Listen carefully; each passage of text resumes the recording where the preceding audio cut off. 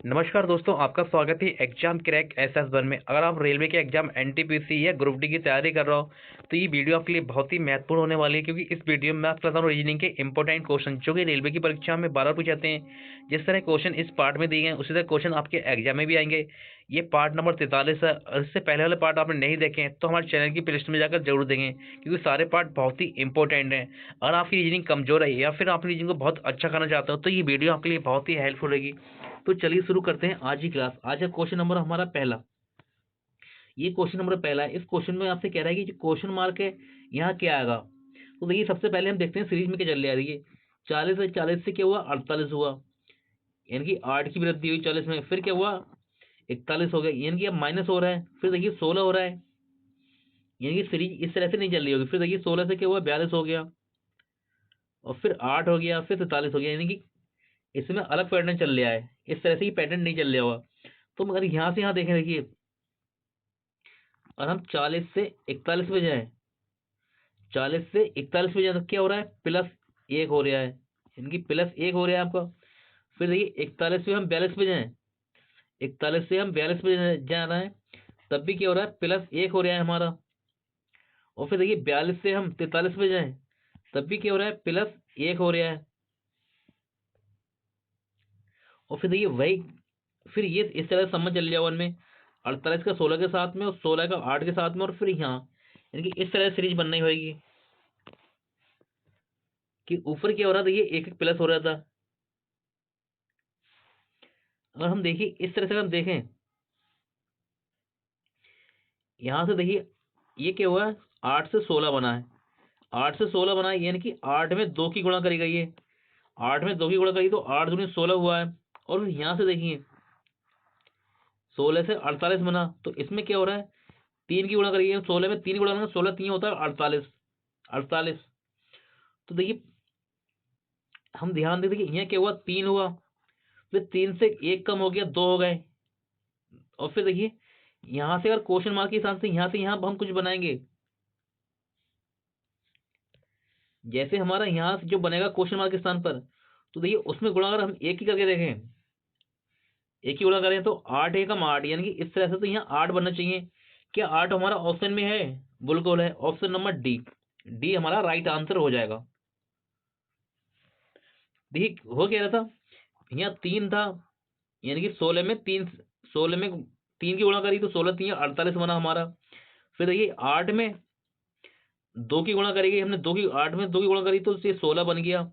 और फिर देखिए 8 में हमने 1 की गुणा करेंगे, 8 एकम तो 8, तो ये 8 बना है। इस तरह से 8 बना है, यानी कि केवल 3 हुआ, 3 में से 1 माइनस करा तो 2 हुआ, 2 में से 1 माइनस करा तो 1 हो गया। यानी कि जो हमारा जो राइट आंसर आया है ये क्वेश्चन मार्क के साथ वो सही आया, बिल्कुल 8 जो हमारा आंसर है बिल्कुल सही है। Question number 2।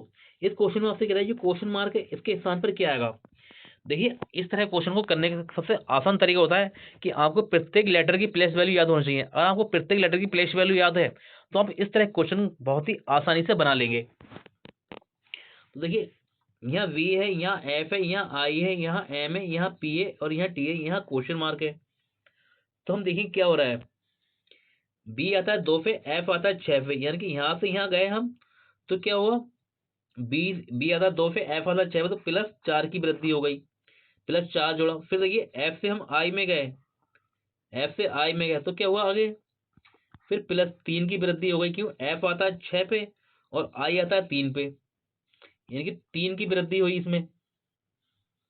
फिर क्या हुआ आई से एम बना, यानी कि आई से हमारा एम बना। आई आता है 9 पे और एम आता है 13 पे, तो क्या हुआ फिर से इसमें +4 जुड़ा, यानी कि +4 की वृद्धि हुई। और देखिए एम आता है 13 पे और पी आता है 16 पे, यानी कि हम एम से पी पे गए तो क्या हुआ फिर +3 की वृद्धि हुई। और देखिए फिर पी आता है 16 पे और टी आता है 20 पे, यानी कि अब यहाँ से यहाँ पर जब पी से टी पे गए तो क्या हुआ फिर +4 की वृद्धि हुई। देखिए चल क्या रहा है इस क्वेश्चन में, पहले क्या हुआ 4 प्लस हो रहा है, फिर क्या हो रहा है 3 प्लस हो रहा है, फिर क्या हो रहा है 4 प्लस हो रहा है, फिर क्या हो रहा है 3 प्लस हो रहा है, फिर क्या हो रहा है 4 प्लस हो रहा है। अब क्या होगा +3 होगा इसमें, यानी कि जो आपका टी है, टी आता है 20 पर और 20 में हम +3 करेंगे तो ये बन जाएगा 23, 23 बनेगा। और 23 पे आता है आपका डब्लू, डब्ल्यू यानी कि डब्ल्यू, ऑप्शन नंबर ए हमारा राइट आंसर हो जाएगा, यानी क्वेश्चन मार्क के स्थान पर आएगा डब्ल्यू। क्वेश्चन नंबर 3, इस क्वेश्चन आपसे रहे दर्पण में देखने पर घड़ी में 8:30 का समय दिखता है, उस समय वास्तविक समय क्या है। यानी कि जो दर्पण है उसमें जब हमने देखा घड़ी में तो 8:30 बज रहे थे, तो आपसे कह रहे हैं कि वास्तविक समय क्या हुआ।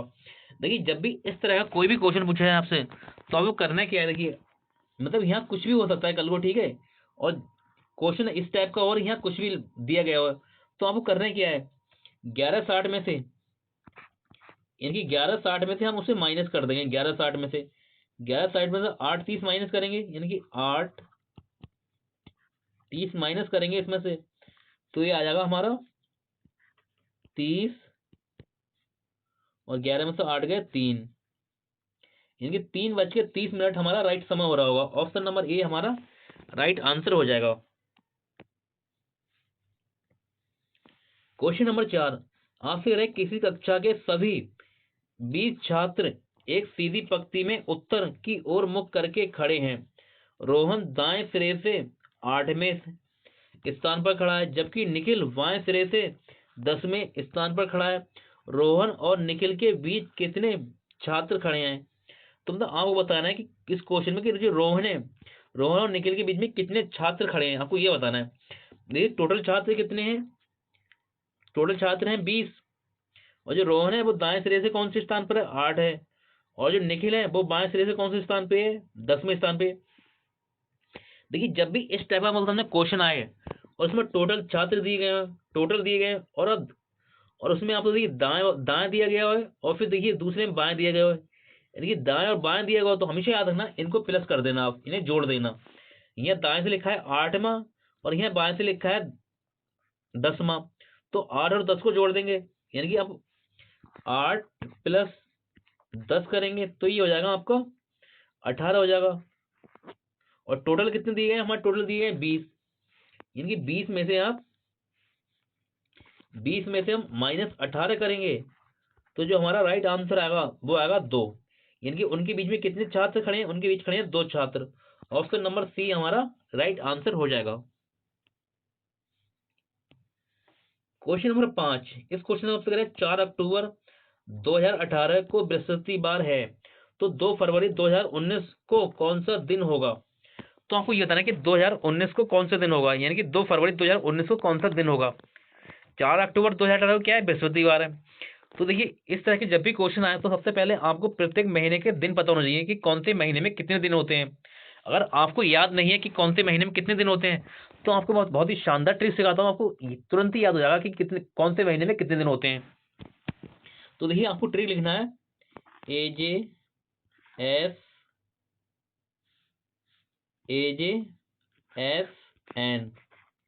AJSN को आपको 30 मानना है, और बाकी सारे महीने को फरवरी छोड़ के, याद है ना, फरवरी छोड़ के आपको 31 के मानना है, कि बाकी सारे महीने आपको 31 को मानना है। ये 4 महीने को आपको सिर्फ 30 के मानना है। AJSN को, यानी कि ए से आपका अप्रैल होगा, जे से जून होगा, एस से सितंबर होगा, एन से आपका नवंबर होगा। यानी कि ए से अप्रैल, जे से जून, एस से सितंबर, एन से नवंबर। इन 4 महीने को 30 मानना है, बाकी सबको 31 के महीने मानना है फरवरी छोड़ेगी। कभी फरवरी आपकी 28 की होती है और कभी 29 की होती है। 29 फरवरी तब होती है जब वो लीफ ईयर होता है, यानी कि अधिवर्ष होता है, तब उस महीने में क्या होता है, फरवरी 29 दिन की होती है। और बाकी सभी महीनों में क्या होता है कि जो नॉर्मल साल होता है उनमें फरवरी 28 दिन की होती है। तो कर लो आप, क्वेश्चन को बहुत आसानी से बना लोगे। तो देखिए अक्टूबर कितनी होगी, अभी मैंने आपको लिखवाया था, ये लिख लेते हैं हम। AJSN को 30 मानना है, ठीक है, यानी कि ए से अप्रैल, जे से जून, एस से सितंबर, एन से नवंबर, इन महीनों को 30 मानना है। फरवरी को छोड़कर बाकी सारे महीने को 31 के मानना है। तो देखिए अक्टूबर कितने की दिन की होगी, 31 दिन की होगी। अक्टूबर होगी 31 दिन की, 31 में से 4 माइनस कर देंगे हम, क्योंकि 4 यहाँ दे रखा है, तो जो 4 माइनस करेंगे तो दिन बचेंगे हमारे पास 27, यानी कि अक्टूबर में दिन बचेंगे 27। अक्टूबर के बाद में क्या आएगी, नवंबर कितने की होगी, देखिए नवंबर यहाँ दिया गया है, नवंबर होगी आपकी 30 दिन की, 30 की होगी। और फिर दिसंबर, यानी कि फिर दिसंबर होगी, दिसंबर कितने की होगी, 31 दिन की होगी। अब आ जाते हैं हम 2019 में आ गए हम, यानी कि हमने ये 3 महीने बचे थे, हमने 3 महीने पूरे लिख दिए, 2018 पूरा कर दिया। अब हम आते हैं 2019 में, तो हमारा जनवरी पड़ेगा पहले। जनवरी कितने की होगी? जनवरी होगी हमारी 31 की, जनवरी 31 की, और हमें जाना 2 फरवरी तक। ये 2 फरवरी हम यहाँ लिख देंगे। देखिए, या तो हम इन सभी महीनों को ही जोड़ लो, इन सबको जोड़ लो, ठीक है, या फिर आप इन्हें 7 से भाग दे दो, इन्हें सबको 7 से भाग दे दो।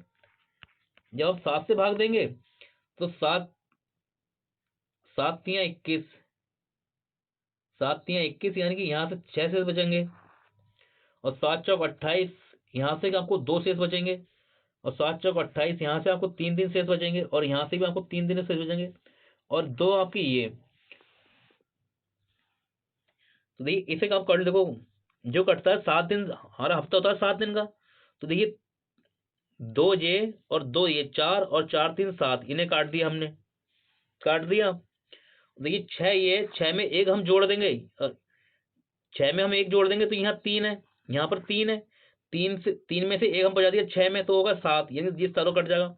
और फिर यहाँ बचेंगे हमारे 2 दिन बचेंगे, यानी कि जो आपके दिन बच रहे हैं विषम वो बच रहे हैं 2।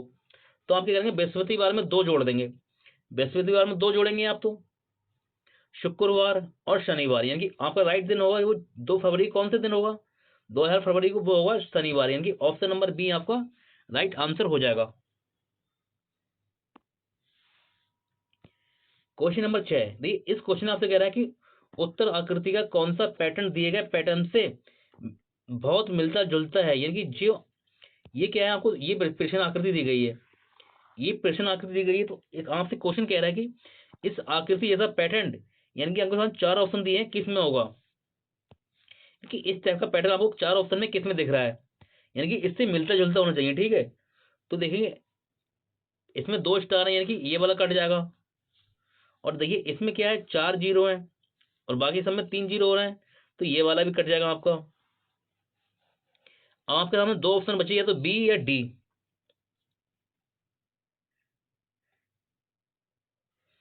देखिए यहाँ बीच में देखेंगे तो देखिए ये स्टार का जीरो जीरो है, वो स्टार के बगल में, जीरो बगल स्टार के बगल में, और देखिए यहाँ क्या है, जीरो यहाँ बगल बीच में नहीं है, यहाँ क्या है, कुन्ने पे है।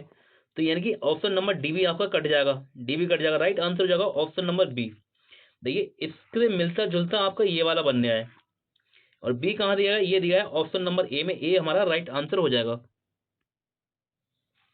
क्वेश्चन नंबर 7, इस क्वेश्चन आपसे दी गई आकृति में कितने वर्ग होंगे। देखिए बहुत ही आसान क्वेश्चन है, और ऐसे क्वेश्चन भी लोग गलत कर देते हैं क्योंकि उन्हें सही नॉलेज नहीं होती है।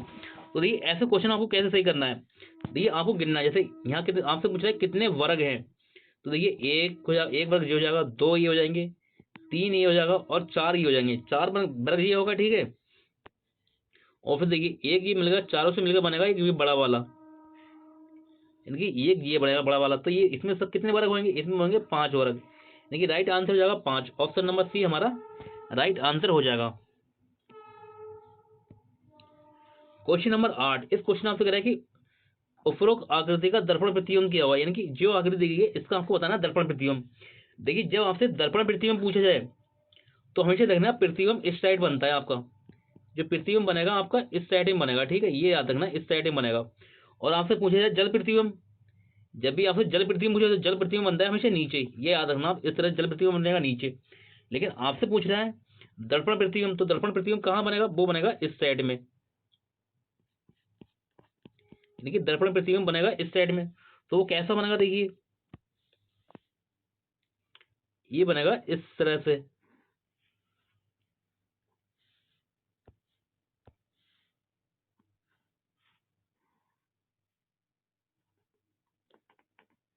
इस तरह से बनेगा, देखिए। तो इस तरह से दर्पण प्रतिबिंब इस तरह का कैसे बनेगा, कहाँ देख, किस ऑप्शन में दिख रहा है, तो ये ए नहीं होगा, बी नहीं होगा, सी भी नहीं होगा, राइट आंसर हो जाएगा ऑप्शन नंबर डी। देखिए डी सेम इस तरह से देखिए बनेगा, इसका दर्पण प्रतिबिंब ये बन डी वाला, राइट आंसर हो जाएगा डी। और डी कहाँ दिया है, ये दिया है ऑप्शन नंबर ए में, हमारा राइट आंसर हो जाएगा ऑप्शन नंबर ए।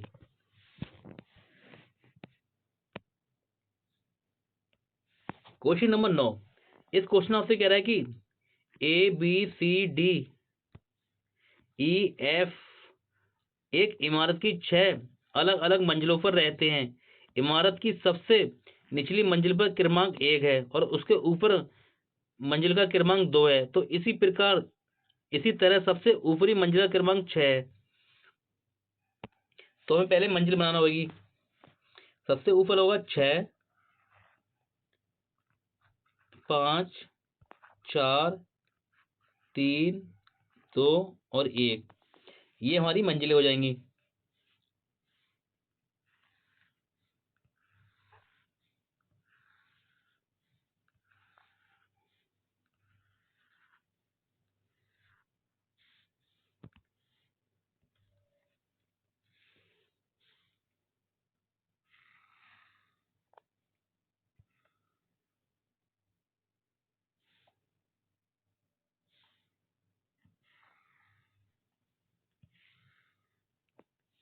देखिए हम क्वेश्चन करेंगे, दो दो तरह से क्वेश्चन लेके चलेंगे, ठीक है।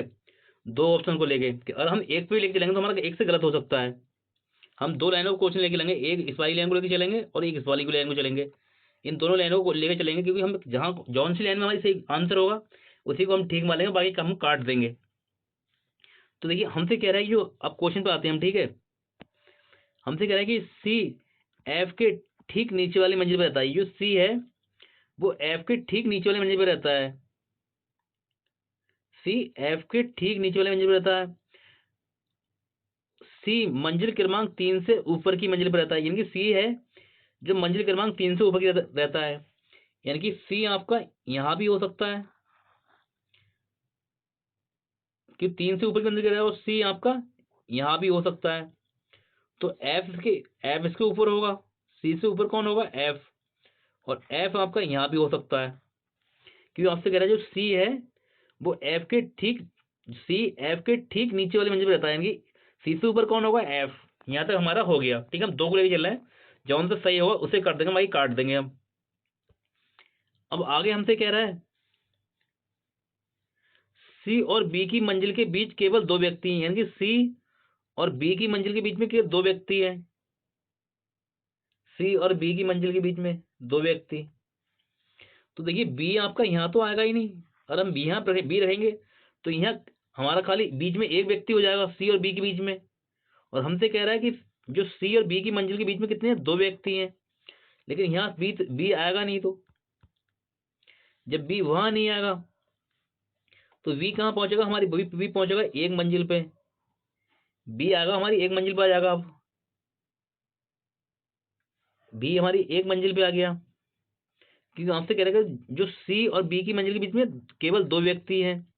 अब आपसे कह रहा है जो ई है, ई और डी की ई और डी की मंजिलों के बीच केवल एक व्यक्ति रहता है, यानी कि ई और डी की भी, जो ई और डी है उनकी मंजिल के बीच में केवल एक व्यक्ति रहता है, ई और डी।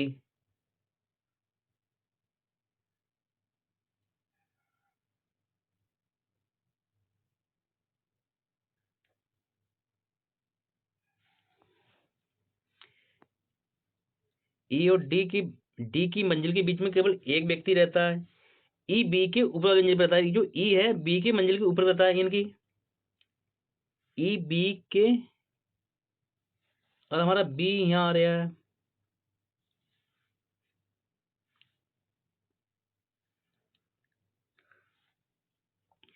ई और डी की मंजिल के बीच केवल एक व्यक्ति रहता है, ई।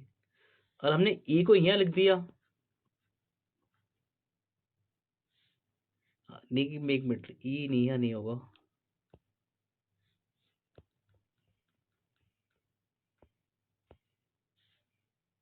ये क्वेश्चन है ई और डी की मंजिल के बीच केवल एक व्यक्ति रहता है और ई बी के ऊपर रहता है, यानी कि जो ई है बी के ऊपर रहता है। ई और डी की मंजिल के बीच अर्थ,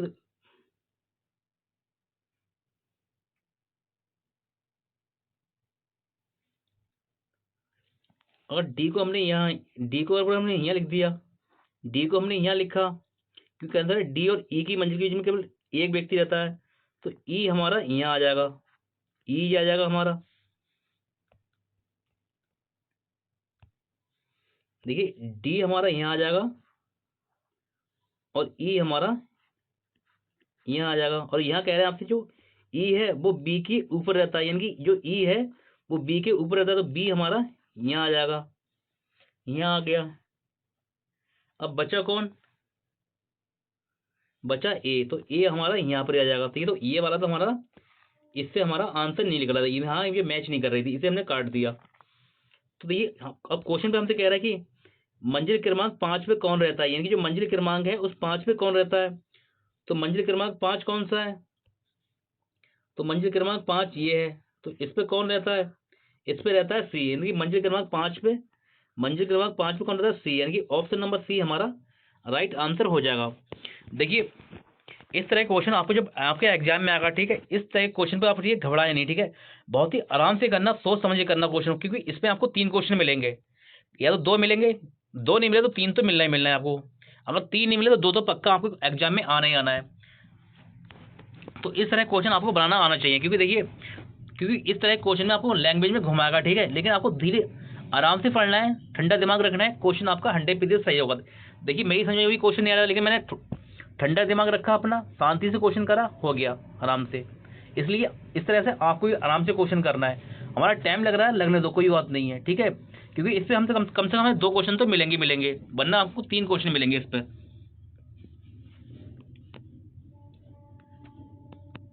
क्वेश्चन नंबर 10, इस क्वेश्चन में आपसे कह रहा है कि एफ के विपरीत फलक पर होगा, यानी कि एफ के विपरीत कौन आएगा, आपको ये बताना है। देखिए अगर आप इस क्वेश्चन को बिल्कुल नॉर्मल तरीके से करेंगे, बेसिक तरीके से करेंगे, तो कैसे करेंगे, देखिए बेसिक तरीके में हमसे कह रहा है कि एफ के विपरीत,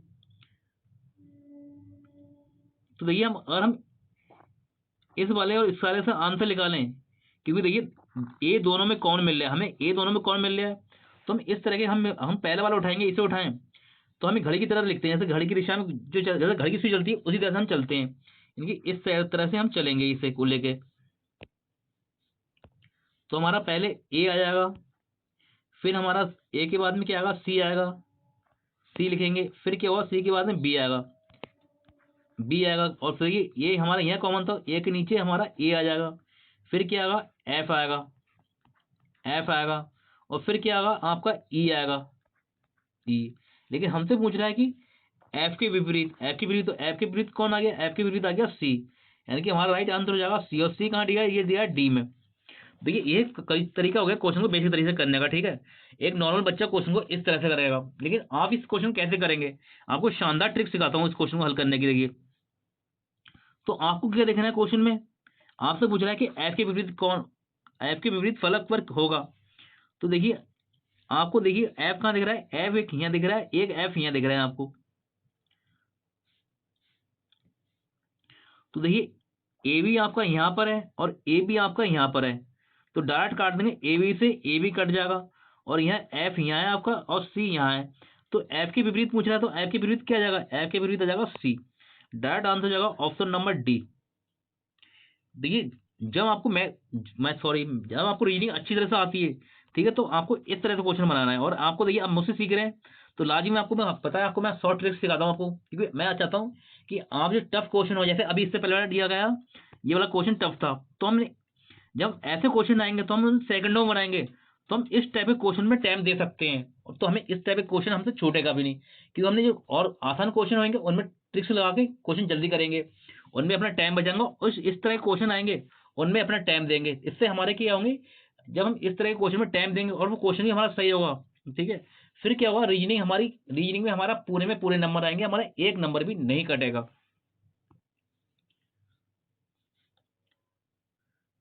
तो ये क्वेश्चन तो मैंने आपको बता दिया, आपका ए से ए बी कटा, और एफ के विपरीत में एफ के विपरीत आ गया सी, यानी कि ऑप्शन नंबर डी हमारा राइट आंसर हो जाएगा। बस इतना करना है आपको, एग्जाम में कुछ नहीं करना है बस। क्वेश्चन नंबर 11, ये देखिए यह क्वेश्चन आपको बताना है कि कौन सा क्रम सही होगा। तो आपको बता दूं, देखिए मैं आपको सबसे पहले क्या आएगा, हमारा ब्रह्मांड आएगा, फिर क्या आएगा दूसरे नंबर पे आपका पृथ्वी आकाशगंगा आएगा, और ये 2 छोड़ दिए मैंने आपके लिए, इसका आंसर आपको देना है कमेंट में। देखिए पहले पे आपका ब्रह्मांड आएगा, दूसरे पे आपका आकाशगंगा आएगा, तो आपको ये बताना है कि इसका राइट आंसर क्या हुआ। अगर आपको हमारी वीडियो अच्छी लगी तो वीडियो को लाइक शेयर कमेंट जरूर करें। अगर आप हमारे चैनल पर नए हैं तो हमारे चैनल को सब्सक्राइब करें इसी तरह की वीडियो पाने के लिए। मिलते हैं आपसे अगली क्लास में, तब तक के लिए नमस्कार।